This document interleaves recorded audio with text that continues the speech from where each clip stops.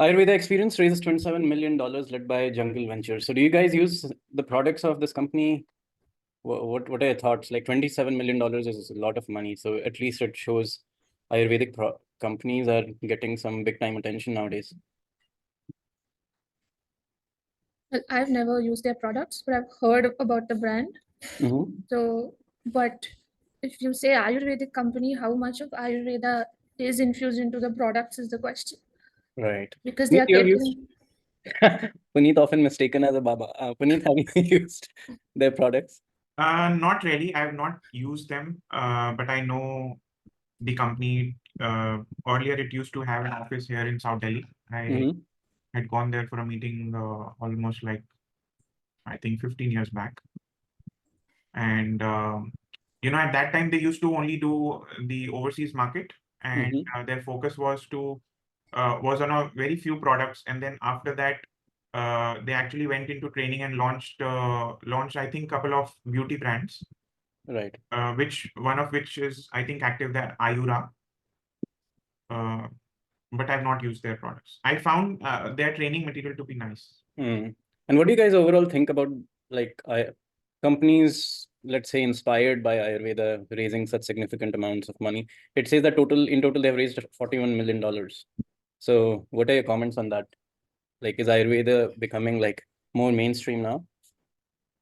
See, while it is very good to know that, people are growing, we always feel happy, but at the same time, it is kind of dangerous in a way that, if you put scale to something which is very organic, it becomes inorganic. And that is where, problem starts to happen when there is, you pump up the demand inorganically. And when there is demand, then you are obviously asked to produce more. And the cultivation of or the harvesting of the herbs is not in line with demand of the products. That is where you are then obviously, you can't be nonplus and blank to your investors. Right. So you would have to do something which you don't intend to do otherwise. Yuga, what do you think? You work in a wellness company, a spa company, right? What's your thought on these Ayurveda companies, growing, raising so much? I feel that most of these companies who enter into this mainstream of the ideology of selling, like how Puneet has rightly said, I feel it works best only as a beauty brand and a wellness brand and not as a medicine.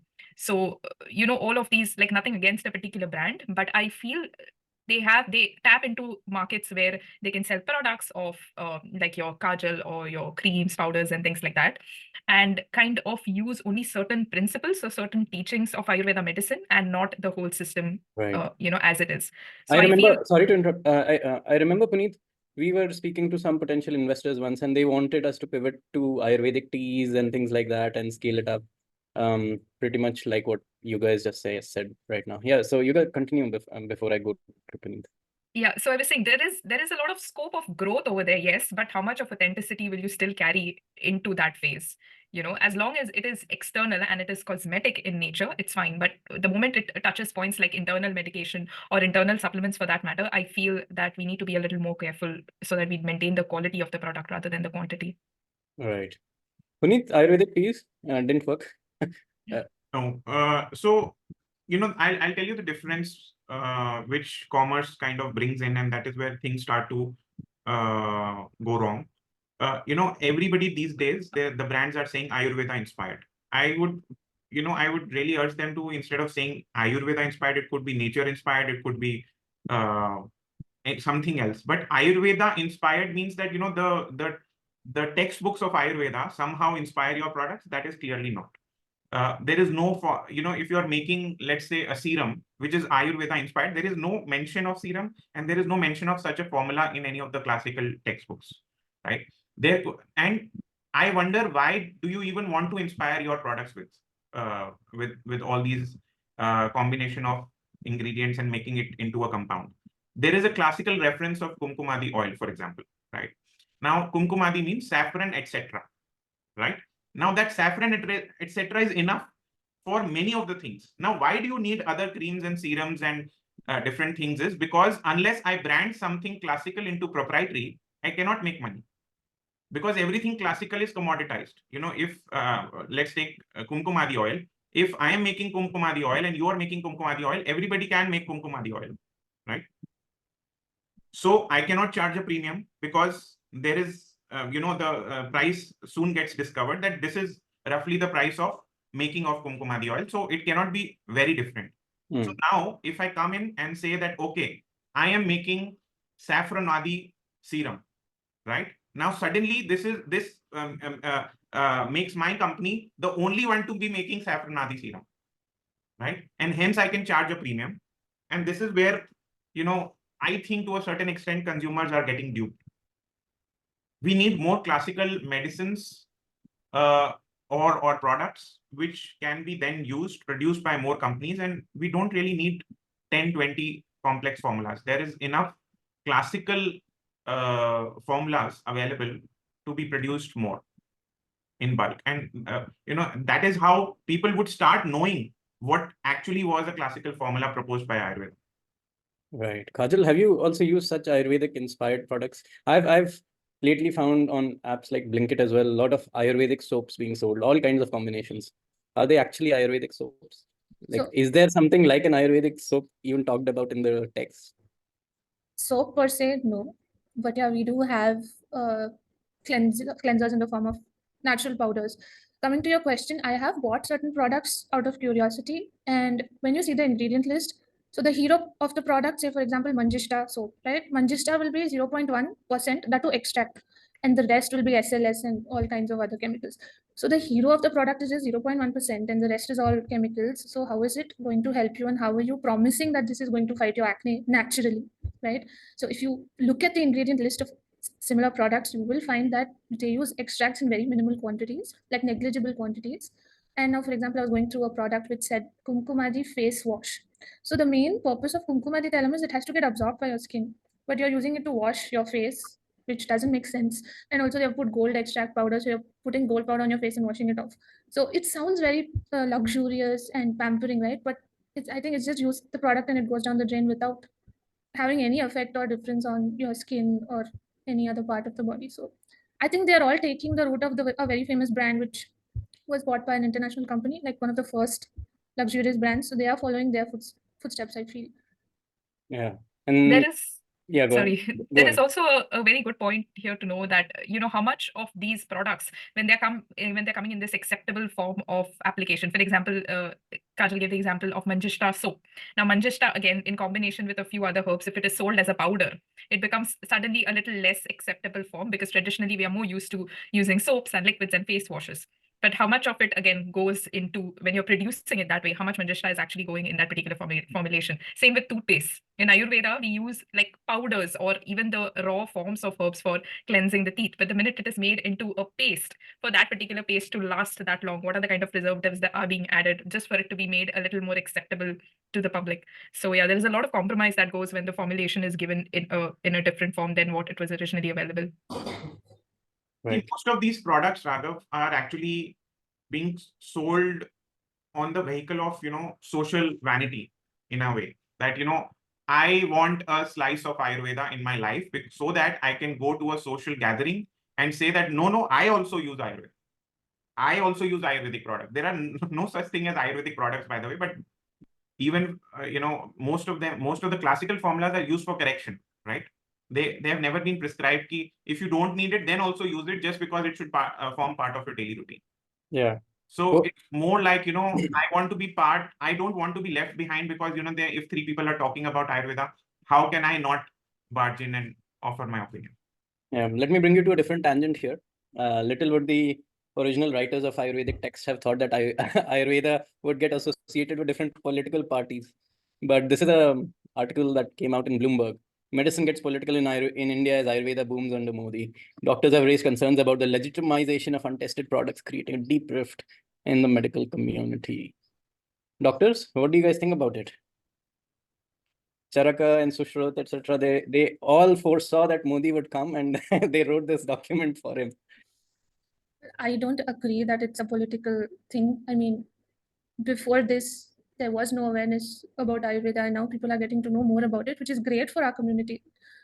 But yeah, I do agree that there has to be more streamlining for research, especially with the Ayush Ministry, and that is happening. We have gotten a lot of fund allocation for the same. So it will take some time. Like overnight, we can't have a streamlined SOP or whatever. But I don't agree that it's political.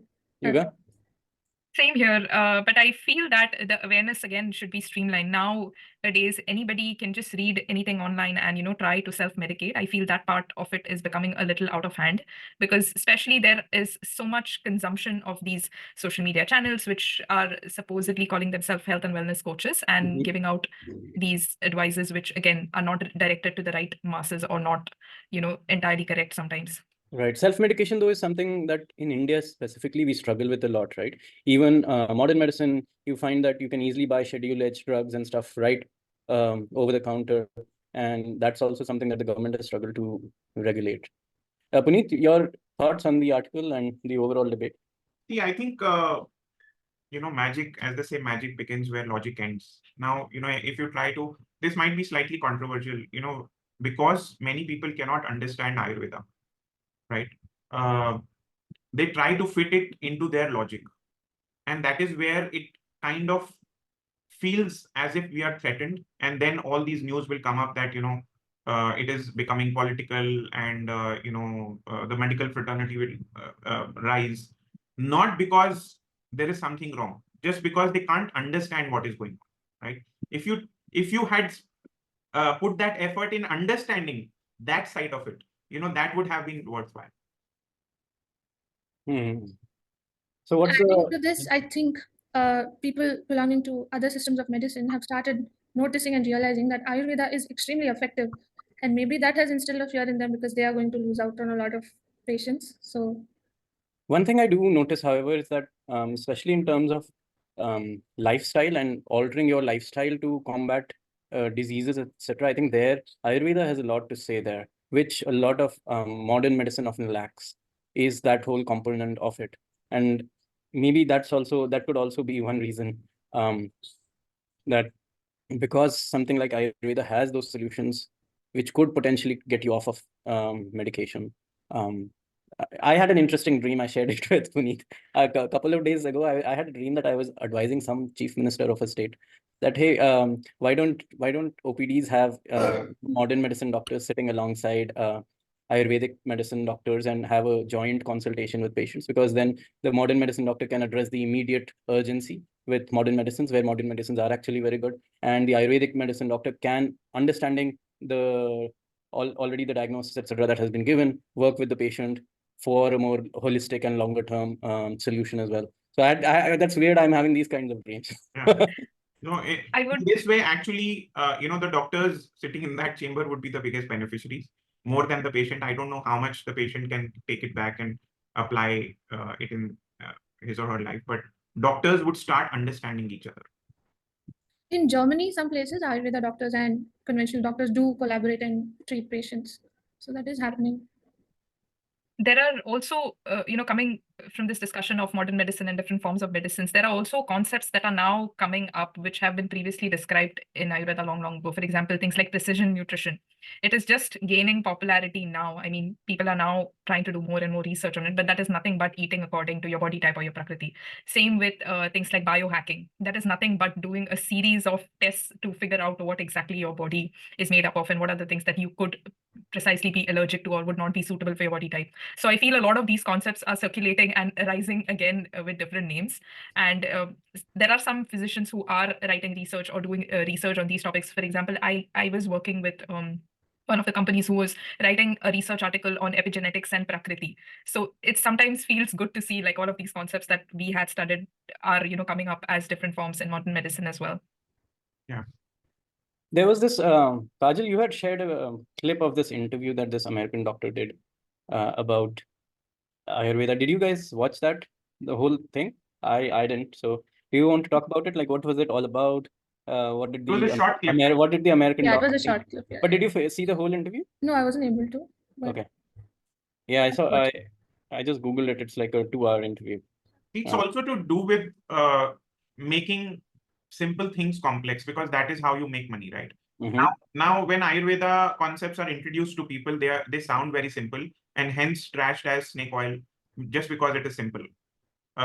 So But the concept of Prakriti and things, it might sound complex to someone who's never been exposed to that thought. Yes. Like in India, we might you explain Prakriti to someone, and just because of our roots and how even our religions have evolved and things, we might get it easily. Or it might make sense to us, but not necessarily to others, right? Who have never been exposed to that kind of thought. Yeah, absolutely. It also has to do with, like in our scriptures, we have this, tree as a god and sun as a god, moon as a god, right? If I don't subscribe to that view, then I also can't, I'm not able to see the elements as elements. And how do these elements exist in my body? And hence, that is where things fall out. So, and some people call you pagans just because you name everything as God, right? So, yeah, it's kind of a tricky problem. What do you think, Yoga? I mean, I am a big believer of all of these things, but what I have realized over the years is. But tell me this. Sorry to interrupt. Like, Yeah. growing up, was your family also always into Ayurveda, or did you get exposed to it only during studies? Because you wouldn't have been a big believer into all this growing up. Yeah, Right? so How no, did that change happen? not just Ayurveda. I feel, I'm from one of those families. We don't visit a doctor when we get sick. They have that belief that, okay, unless you're like very, very sick, we never had the habit of visiting a doctor, be it an Ayurveda practitioner or a homeopathic or an allopathic practitioner for that matter. So yes, I still have a hard time convincing my parents to take an Ayurvedic medicine if they are sick, because they have that mentality that, your body can heal yourself. So unless and until they're like very, very sick, we don't go to the doctor, and even now. And So how for did my you family, fall so far away from the tree? So for my family, all of these things started changing when I took admissions in Ayurveda, and it was purely out of luck. I mean, I never thought that I would be an Ayurveda physician. I did want to get into medicine, but it was never that clear, which system I would want to go to. So yeah, it was purely by luck that I got admissions in an Ayurveda college and I started studying. And when I did, that's when, coming back to Puneet's correlation, these small things that we follow, thinking that it's spiritual or it's religious, it started making sense to me. I'll give you an example. So when we go to the temple, there is something called as teeth that they give, right? It is made up of the 5 ingredients, and there is a tulsi leaf kept on top. So if you see the 5 ingredients that are there, curd, sugar or jaggery, milk, ghee, and the 5th one would be honey or butter. Okay, butter sometimes. So any of these, so all these five ingredients which make the panchamrit, in combination, they're very, very heavy to digest. They're very, very too heavy to digest according to Ayurveda principles. So why are you giving something and putting something in your body which is not exactly good for you? So look at it this way. Whenever you're taking teeth, one, you're taking very little quantity of it. So it acts as an inoculant to kind of build and make your digestive power a little bit stronger than what it was. Secondly, they put a leaf of tulsi leaf in between. That is, tulsi by nature is hot in potency. So it kind of makes the teeth a little bit more easier to digest. So all of these things started making sense when I actually started studying Ayurveda medicine. And this is just one example. There are so many such practices that we do out of habit, but when you look back, they have a very beautiful correlation to how your body works and how nicely it's explained in this. So that what made me actually, so in my experience, my first year studying Ayurveda was very, very hard. But because of these small instances, it made me kept going, because it's not an easy degree to do. It's 5.5 years and there is a lot of struggle that goes on. You have to study modern medicine along with Ayurveda principles, which, everybody might not be able to do.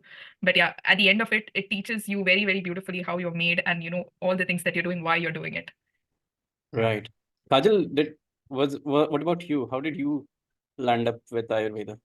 So I had like very bad migraines when I was maybe 15, and I went to all sorts of doctors. I went to the best neurologist. I was swapping like 5 pills for 3 months, and there was no like difference at all. So my sister was traveling from her college back home, and on the bus, a doctor was sitting next to her, and out of nowhere they struck a conversation, and she said, my sister's having these very bad headaches, and then he said, just bring her to me. So I went. He did my nadi pariksha, and he just told me everything about my life, something even I wouldn't have known. So he gave me medicines, and in 30 days, my headache stopped. Until today, I haven't had a migraine. So that was that. But yeah, after that, I wanted to become a doctor, but I was also open to doing MBBS. But by chance, I wasn't finding a college where I live, but I got into a government college in Mysore. So my mom said, just take it. So I was also open. So I think it was luck. I think Ayurveda chose me. And yeah, as Yuga said, the first year was very hard. I was questioning everything because I couldn't understand why is this being said. Sometimes it would sound dumb, but then slowly I started, uncovering and understanding, and I realized that this is extremely scientific and it is not how people perceive it to be. So yeah, that is, and ever since I had that headache episode, I haven't popped any allopathy medicine. So if I've ever fallen sick, it's always been Ayurveda for me. Thanks. Puneet? You have a very different entry point. Yeah, I think it, like Kajal said, it also happened to me instead of me choosing it, intentionally. I think, that Rumi's quote about what you seek is seeking you. So, I was trying to find a profession which can make me money. And when I was at the lowest point, there was this lady who wanted me to, sell supplements. Only one, which was made from the seeds of Karela. And then, it kind of made me feel interested. Whatever makes you your money at the lowest point in your life, you anyways tend to get naturally interested in that. And over the years, I don't recollect any moment where I actually doubted this science. Not because I knew about it, not because I was a doctor of some kind, but I think it was just, my trust started to grow as I used to interact with other doctors and manufacturers. So that is how. And of late, you started diving deeper into the text as well, right? Yes. Many people asked me to do a degree course, and I said, "Abhi padhai to hoegi nahi mere se." So I devised my own way of studying it one step at a time. And thanks to both the doctors, they've been quite helpful.